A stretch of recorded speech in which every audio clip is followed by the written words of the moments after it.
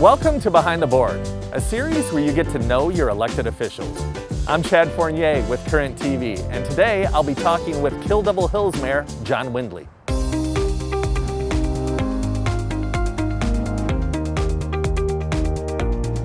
Here with John Windley, the mayor of Kill Devil Hills at the awesome Meekins Field Park. How are you doing? I'm doing great, Chad. Thank you for the gregarious opening. I always look forward to being in Meekins Park and Meekins Field and sharing this resource with as many people as we can. We're really proud of what this park has to offer for people. It was a lot of work to get where we are, but it's a special place because we have amenities and services for every age group, from the little kids to the smallest, to adolescents playing soccer, to elementary school kids on our playground, and back on our tennis court we have pickleball courts for those folks as well. So it's great that we can offer all age groups a way to enjoy recreation and be outside in our town. Yeah, it's a nice gem in the Kill Devil Hills crown for sure. It is. So invited you out here so we can get to know you. So let's get to know you. Why don't we start with, where are you from? I grew up in Bath, North Carolina. Okay. It's about a 2-hour drive from here southwest. It's the first ever established town by the British colonies in North Carolina. Oh, wow. It's on the Pamlico River, and it was 300 people 300 years ago, and it's still the same today. Wow, really? Blackbeard the pirate lived there for a little while, so we have a lot of history. What was your family like? You have brothers, sisters? I have 2 sisters. They're twins, and it was a very pleasant, nice small town to grow up in. My parents still live in the same house I grew up in, so I have a lot of familiarity and connection back home still. What'd your parents do? My dad worked for a warehouser, a textile company out of Vanceboro, outside of New Bern, North Carolina. He did that his whole career, and my mother's a retired teacher. What brought you to the Outer Banks? Job. Okay. I moved here in 2009. The career I had at the time brought me here, and it was timing was right. I always grew up vacationing here and had a real affinity for the area. At the time, my wife and I had just gotten married. We hadn't had any children yet, and we were kind of looking for the right place to kind of lay roots. And we couldn't be more pleased than we are with Kill Devil Hills. We have wonderful schools. It's a beautiful place, plenty of amenities, wonderful community and people. I'd dare anyone to find a nicer community to raise a family in than KDH and Dare County as a whole. Agreed.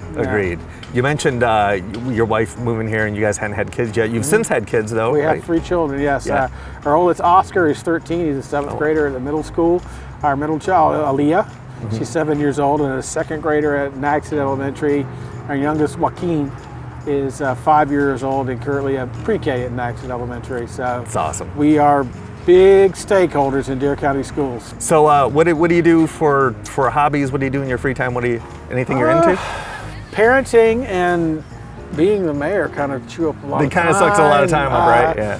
I mean, my schedule after work is really taking my kids to all their activities and hobbies and sports and etc. I very much enjoy being the mayor and serving on our board. I had 6 years as a commissioner before I was elected as mayor, and it's like a passion project. I would describe it. It's not technically, it is a job, and we do work, but it's something that you really have to care about the community to do. It's a service. It is a service, very much so. But I serve on a few boards. I'm on the board for the Beach Food Pantry, also on the board for Children and Youth Partnership. So I enjoy being connected to the community. I enjoy staying active, and it keeps me busy.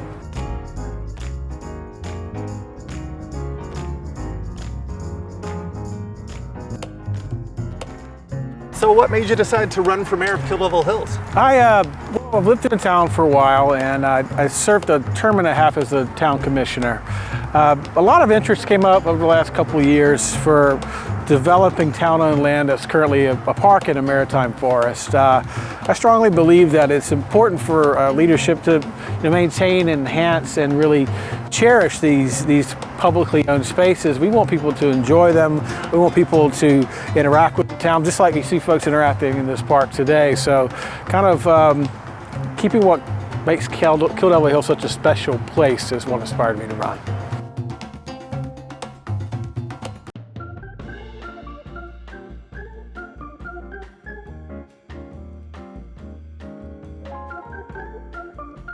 Did you go to college in North Carolina?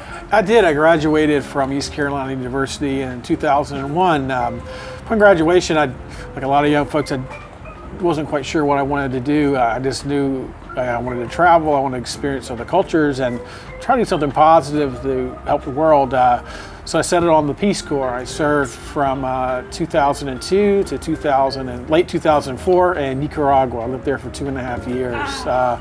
I'm real proud of my service. It was a really worthwhile, exciting experience, and I like to encourage young folks to consider that as an option. Not only is it a great way to serve your country, it's also an altruistic thing to do, but for the people who are really competing out of graduate school for your more marquee, challenging postgraduate careers, it's really a great segue thing to do. It really gives you experience and helps somebody kind of stand out. But as far as helping people and getting a more global perspective, I'm lucky to have had that opportunity. Yeah, how did it change your personality at the time? You know, just coming straight out of college, and then I'm sure it had to have a huge effect on you. It made, I don't know if all those changes were for the best, because it made me very self-aware and kind of confident. In Central America, I was a foot taller than everybody. So I felt like this kind of a giant, almost like a professional athlete. Here, you're just so large and you don't quite fit in the size of the buses and public transportation. But once you get used to it, it's a fun place to be, and it was a good time. But it kind of gave me, as far as perspective goes, a kind of appreciation for everything that we have here in the United States. I got used to living with no transportation. I'd use public transportation. That's no big deal. Got used to the diet. The food was different and not as diverse, but after a while I got to enjoy it. I got used to not having a television or a computer, and just I did a lot of reading, listened to lots of music. One thing I never got used to was no hot water heater. Nothing can prepare you, and there's no good at going back to having to do with cold water 24/7. So, which is so interesting, because people nowadays here in America are doing cold shower therapy for their mental states, and this is just something that other people just have to deal with. I consider cold shower torture, not therapeutic, and I feel very blessed to have a functional hot water heater. But that was the one thing that one luxury, so to speak, that I never got used to not having. What was the food like? In Nicaragua, the food is basic. People eat gallo pinto y tortillas 3 meals a day.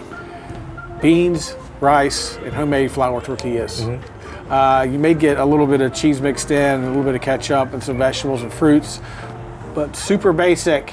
Not a lot of spiciness or flavor. It's more of sustenance than anything else. So down there, fast food is kind of a luxury. So the very basic staples are what people live off on. But it's a lot healthier. A lot less processed foods. Just basic stuff out the ground, and it works. People are pretty healthy. Did you feel more healthy coming back from eating that diet for a while? I did. Yeah. Very much so. I did.